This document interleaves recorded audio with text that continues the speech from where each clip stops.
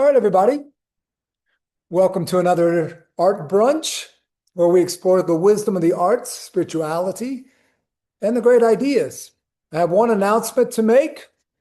If you happen to be in the Colorado Front Range area on Sunday, May 17th, I'd like to invite you to a very special new art exhibit here at the Off-Broadway Gallery at Pine Street Church titled 1000. We will also have a special church service at 10 a.m. featuring the subject of the artwork. I'll go ahead and read the description there for you so you know what it's about. 1000 is a different kind of love story. It is a portrait of maternal devotion and an expression of the bond between two sisters. Interdisciplinary artist Debbie Arlook bears witness to her sister Lori, that's Lori Sandler's, caregiving experience of struggling grace in this intimate illustration of lifelong care for Lori's son, David, a nonverbal man living with a rare, incurable form of epilepsy and severe autism. Arlook seeks to give voice to David's silence in an attempt to understand his inner life, his intelligence, perceptions, and consciousness beyond language and diagnoses. So we'll have two presentations. One is going to be from Lori Sandler, the mother, during the 10 a.m. service. She will be the morning meditation, and we'll have music that relates to her experience. So it'll be a very special service, different than what is normally offered. And then at 11 a.m. during the reception hour, Debbie Arlook will say a word about her art. And hopefully, if you can, you'll be in the area and you can enjoy the experience. It'll be a fantastic event. It looks like we have Alexander trying to get in there. If you would admit her, Asnat. So that is the one announcement I have for this week. So we continue our 5-part series on art and the spiritual life. Last week we looked at truth, about the possibility that reality is not something we invent or construct, but something we are invited to see. And last week we looked at how great art trains our perception, and we considered what it costs to see clearly. And then we ended with the suggestion that truth, fully encountered, is not simply an intellectual kind of thing. It is the beginning of a transformation. But if we carried that question with us through the week, and I hope some of us did that, we may have noticed something a little unsettling. Seeing clearly what is real and true is one thing, but living in alignment with what we see is something else entirely. And that brings us to this presentation on goodness. Because the moment we begin to perceive what is real, truly real, not merely what's convenient or comfortable, another question rises up behind it. And it's a much more personal question. It's a much more demanding question. And that is, what will I give myself to? What will I give myself to? Now, honestly, this whole series proposes 5 virtues as worthy of our dedication. But as I said, today we're going to focus on goodness, real goodness, the kind that the philosophical and spiritual traditions have always cared most about. Well, it's not primarily a matter of following rules. I need to make that clear. And it's not like a checklist or a compliance standard or a list of prohibitions. It is something both simpler but much more radical than any of that. Goodness is really kind of a force of attraction. It attracts our attention, our emotions, the deepest part of ourselves. Goodness draws us towards it. And once it draws us, it invites us to participate in it. Choosing the good means looking beyond what merely satisfies and towards what truly fulfills. Now, if we are honest, we know that we are not only attracted to the good, we also desire things that actually diminish us. We cling to things that don't even last. And we give our best energy to things that, I guess, in our clearest moments, we know are not worthy of it. We even avoid what we know at some level that is genuinely good for us because it's difficult or it's costly or it requires something that we're not yet ready to give. Now, here is an image of the good life, this painting by Good Life by Modern Cultural Standards, that is. It depicts a story where Cleopatra is proving her wealth to Mark Antony. And here's how she proves it. She dissolves an extremely costly pearl in a glass of vinegar and then drinks it, sort of the equivalent of burning $100 bills. Well, we know the rest of their tragic story, I believe. I'd like to zoom in on the couple. It is the restlessness of a heart in this image that wants the wrong things or wants lesser things than the good. It's fine to want to impress somebody, particularly one that you are romancing. It is not, though, the best choice. It is not really the good. Now, when we do such things, and all of us at times do it, it's not that we are bad for wanting the wrong things. We are usually just confused. We're careless or we're unmoored. And so we reach for what glitters because we have not yet learned to recognize what glows.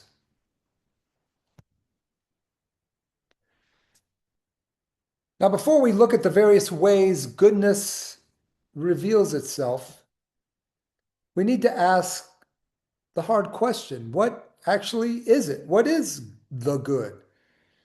The philosophical tradition gives us an answer that is, on the surface, almost disarmingly simple.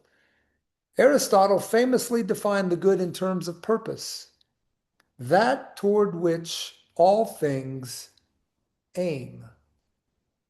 That toward which all things aim. But Thomas Aquinas builds on this. He clarifies it more. He says, everything that exists has a proper end, a fulfillment appropriate to its nature. And the good is whatever brings a thing into the fullness of what it is. For a human being, then, the good is not merely what I happen to want at any given moment. The good is what brings me into the fullness of what I am meant to be. I'll repeat that. The good is what brings me into the fullness of what I am meant to be. And this means there is both a highly personal and an objective dimension to the good, a general and a specific aspect to the good. Aristotle felt experiencing the human good meant experiencing human flourishing. And I think all of us would agree, all the things that we desire not always allow us to flourish, so we have to be perceptive. Now, Aristotle's perception brought him to the conclusion that the pursuit of reason for him was the supreme good. But this painting right here points to social bonds, deep human connection as a genuine good. Well, what are the goods you find most compelling? There are, of course, things that feel desirable, but that hollow us out over time, leaving us less ourselves rather than more of ourselves. So, to choose correctly from what life offers, we must know ourselves and what vitalizes us specifically. For Aristotle, it was using his reason, faculties of reason, but for others, it's human connection. What I'm presenting is a demanding idea because it means the work of a human life is not simply to satisfy our existing wants and desires. It is to educate our wants and desires. It is doing the work of knowing ourselves and becoming the kind of person who can recognize the good when we encounter it. To develop what the tradition calls moral perception, the capacity to see in a situation what is actually at stake and what the genuinely right response would be.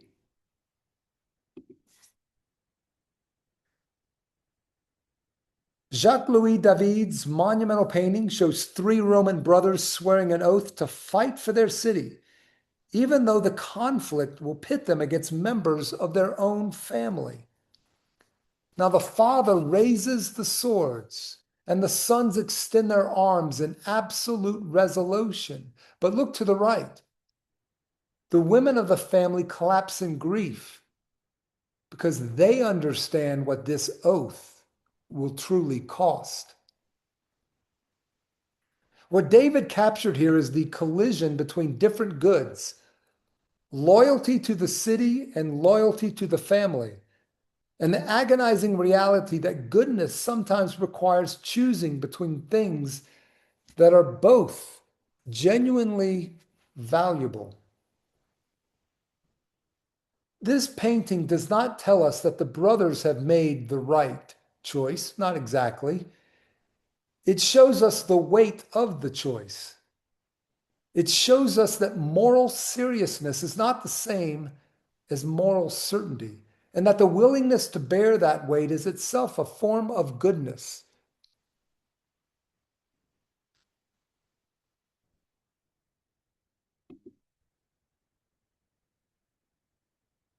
Take a moment here with this work, quite different.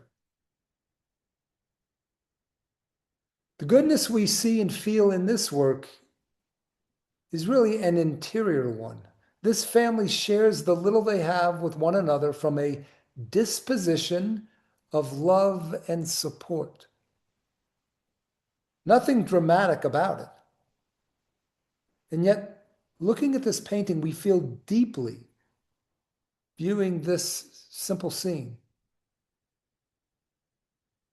We innately know that we are seeing true goodness. Now, I'm going to put these two side by side. Together, these two images begin to map the territory of goodness. On one side, the costly public choices that virtue sometimes demands. And on the other, the interior disposition of familial care from which so many genuine virtues flow. The grand gesture on the left and the pure heart on the right.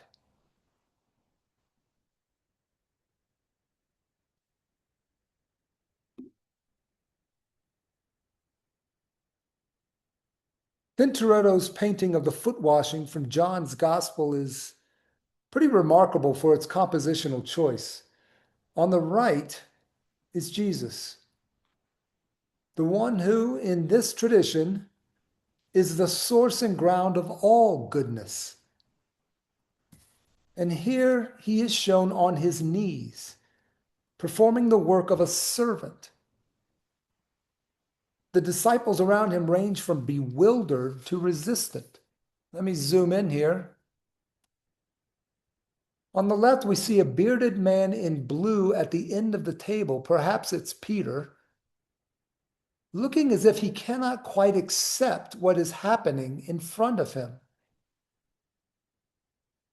The image insists that choosing the good does not wait for the dignified occasion.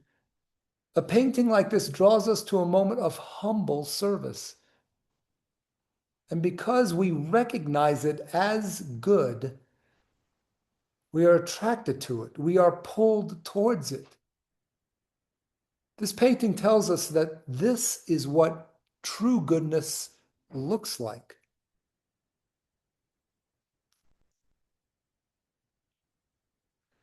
But we cannot speak honestly about goodness without confronting the hardest question it faces. What happens to goodness when the world refuses to cooperate? When doing right does not lead to flourishing, at least on first appearances, when kindness, doing the right thing, is not received, but even attacked. Some of the most powerful images of goodness in the Western tradition are images not of triumph, but of goodness under pressure. Goodness maintained or offered in the face of suffering, failure, rejection, and death.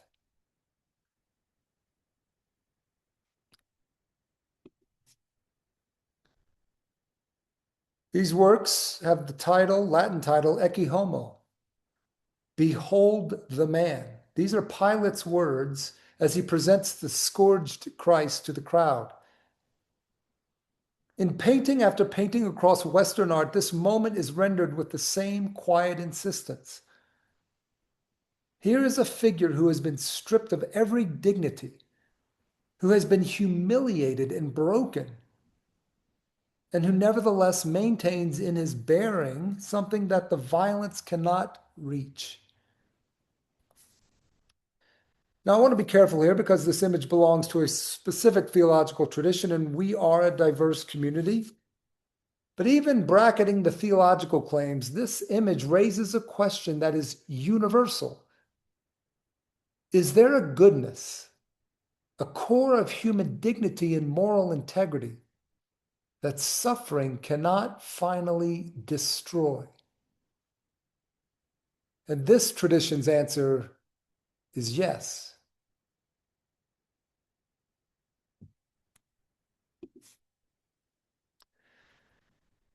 Now, here are two very different visions or versions of the parable of the Good Samaritan, but both by the same artist, Rembrandt. This parable is, in many ways, the paradigmatic story of goodness in the Western tradition. A man is beaten and left for dead. And figures who should help, the priest and the Levite, they just pass by. But then a stranger, a Samaritan, stops. What is remarkable about both Rembrandt's treatments of this scene is what they choose to emphasize, not the dramatic heroism of the act, but its ordinariness. There's no crowd watching. There is no recognition being offered. There is simply a man who sees someone who needs help and who responds. Goodness in these works here begins in the refusal to look away from human suffering. Let me focus on one of them. In this version, we can pay attention more to the characters. It's worth noting the Samaritan is not obligated to help. By the social logic of his world, the injured man is, if anything, his enemy. The goodness he performs exceeds every expectation that could be placed upon him. And it's precisely this excess that makes it so alluring to the human soul.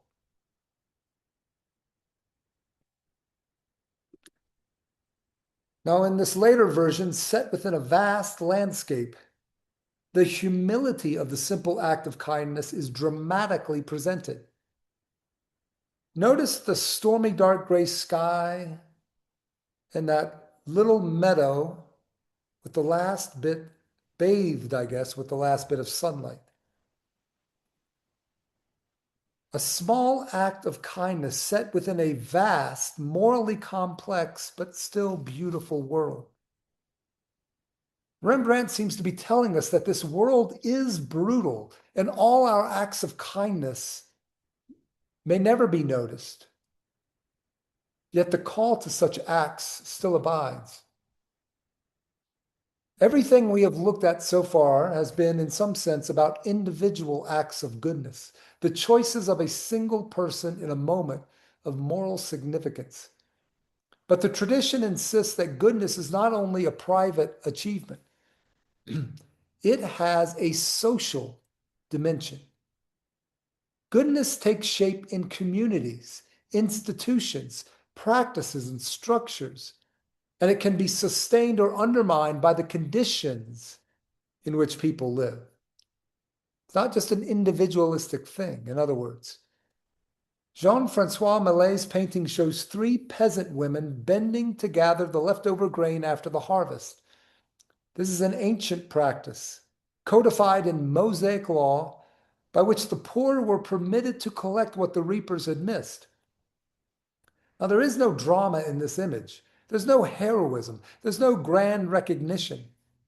The three figures are bent nearly double, their faces invisible, and their work slow and repetitive. And yet the painting commands our moral attention. These women are poor. Their labor is invisible. The system they are embedded in is profoundly unjust. And yet, within that injustice, a provision exists, a social recognition that the poor have a claim on what the wealthy leave behind. Goodness, this image suggests, must go beyond individual generosity. It should be built into the structures by which a community chooses to organize itself. Take that in for a moment.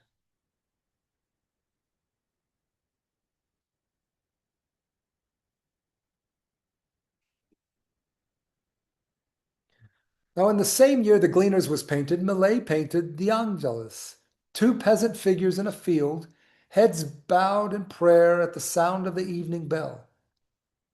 There is a potato basket at their feet, and the flat horizon and the light of dusk. What Millet catches here is the way in which ordinary labor, pretty unremarkable, repetitive, and unglamorous, as we saw in the previous one, this kind of ordinary labor can be inhabited with a kind of sacred attention.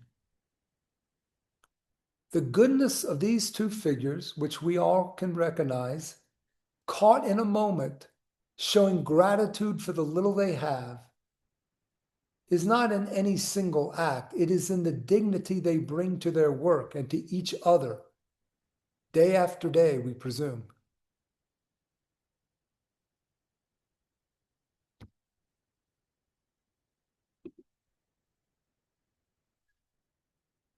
Peter Bruegel's summer harvest scene is one of the great celebrations of collective human labor in Western painting. Dozens of figures work, rest, eat, and sleep across a vast golden landscape. Some are cutting wheat. Others are resting in the shade of a tree. A group eats together in the bottom right. What Bruegel gives us is a vision of goodness as participation, as the integration of individual effort into a shared endeavor that sustains life for the community. No single figure dominates. No single act is heroic or celebrated, but together, something essential is accomplished. This is a picture of society working as it should. Every person contributing, every person sustained. It is a vision of ordered social goodness, and it is, in its quiet way, profoundly beautiful.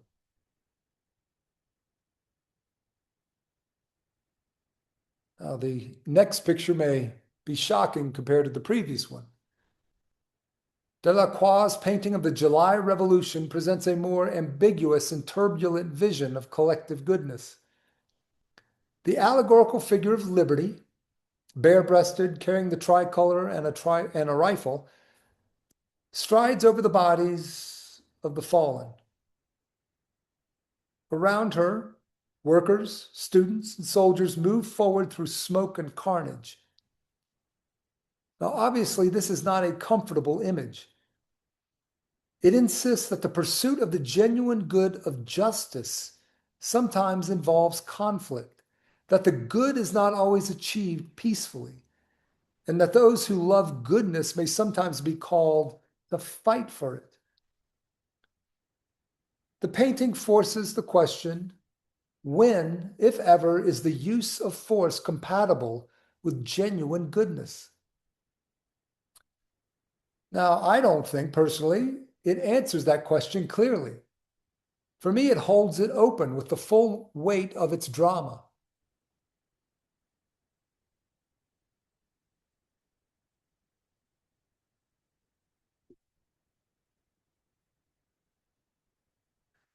Auguste Rodin's sculpture, The Burghers of Calais, commemorates 6 citizens of the city of Calais who, during the Hundred Years' War, offered themselves as hostages to the English king, Edward III, in exchange for sparing their city and the lives of its citizens.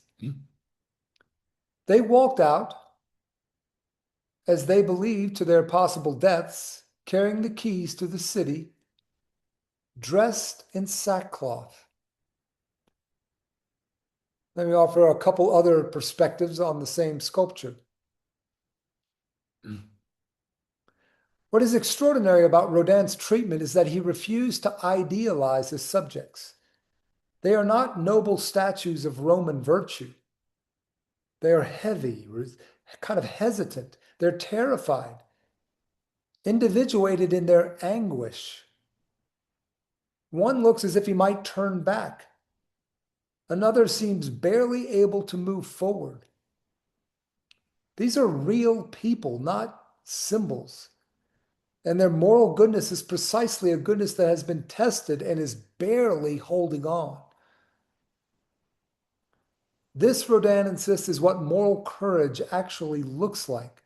Not the absence of fear, not certainty, but the decision made in full knowledge of what it costs to move forward anyway. Now, everything we have seen so far has been, in some sense, intelligible within a broadly ethical framework. We've seen compassion and courage, justice, humble service. These are virtues that most ethical traditions recognize and honor. But there is a form of goodness that exceeds, I think, every ethical framework that we've seen. A form of goodness that cannot be derived from obligation or duty or even from love in its typical sense. What I'm referring to is forgiveness.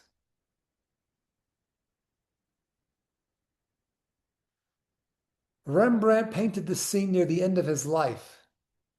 In the years after he had lost his fortune, his house, most of the people he loved, and really nearly everything else in his life that he valued. It is, by almost universal agreement, one of the greatest paintings ever made. The prodigal son, kneeling, his shoes worn off his feet, his head shaved or shorn, his clothing in rags. He presses himself against his father's chest. The father lovingly embraces him, and yet the love being shown here is of a different order entirely.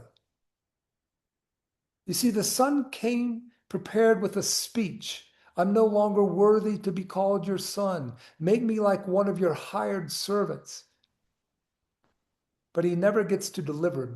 Before he can even speak, he is received, not corrected, not made to account for himself, not held at arm's length until he has demonstrated his remorse. He's simply received. The goodness shown here is almost unbearable if we sit with it long enough, because it exceeds every category of fairness we normally live by. It asks something that justice, strictly conceived, does not ask. It asks that love might be stronger than judgment, that the desire to restore a relationship might outweigh every legitimate grievance. Now, obviously, goodness does not always come easily. It usually requires work. It requires a lot of work, as in the form of formation, character formation. Those are the words the tradition uses. Formation is the slow shaping of a character through repeated choices, through practice. Caravaggio's St. Francis in Meditation shows the great medieval reformer alone in the dark, holding a skull, eyes closed, utterly absorbed. This is not action, this is preparation. This is the interior work that makes exterior goodness possible. The practice of attending to what is true and real, of confronting mortality and limitation and the fragility of everything, so that one is not surprised or destabilized by them when they arrive in life. Now, Francis is often remembered for his joy and his poverty, his love of cute furry creatures. But that joy was not temperamental. It was the fruit of exactly this kind of interior discipline, this practice. the regular, deliberate practice of stripping away illusion, attending to what is actually true, and reordering his heart around it. Goodness requires work. Well, let me bring this back to where we began. The question was, what will I give myself to? And after being in the company of these extraordinary works of art, I hope the question has taken on a bit more texture and weight. Because what we have seen is that goodness is not some abstract concept. It is not the sum of a set of rules correctly followed. It is not a performance put on for an audience. It's not even primarily a set of good intentions. Goodness is the shape of a life oriented toward what is genuinely worthy. It is the slow formation of a character capable of recognizing the good when it encounters it. In a beaten man on the side of a road, in a prodigal son returning home, in a peasant woman bending over a harvested field, in the face of someone in need of what only we can give.